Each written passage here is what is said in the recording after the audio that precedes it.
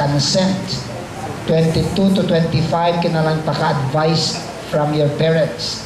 I-require na katama nga kasal. O number 1 na siya, edad. Ikaduha, consent nimo, hindi sa ginikanan kundi mo. That's why ang maging na magpakasal, voidable inyo kasal.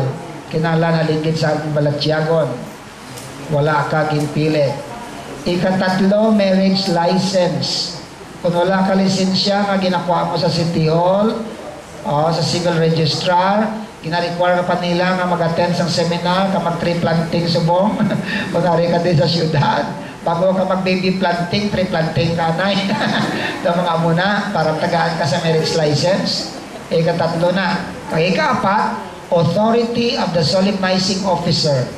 Kung ako makasal, may ko lisensya, bugos ng kasal nga na, pwede na ma-void eventually. May weakness. So, ang dapat, kikasal ka sa simbahan, ang nagkasal sa imong nga pari, may lisensyaling sa civil registrar o sa National Library. Natin tanay. Okay na? Okay, thank you, Gitya. Hindi, wala ba multitasking nga ginatawag. Ang multitasking nga ginatawag, may mo lang na siya sa iba niyang bagay. Pero for effective learning, you cannot do two things at the same time. It's a principle. No matter can occupy two matters can occupy one space at the same time. You cannot do that. The moment you do that, there will be difficulties. Ate Vlog, may lang istorya to. Actually, pasalamat ko to sa amuto mo. Kay bangod sa to, may learning moment. May lesson to get into. Kaya this is part somehow of our understanding of things.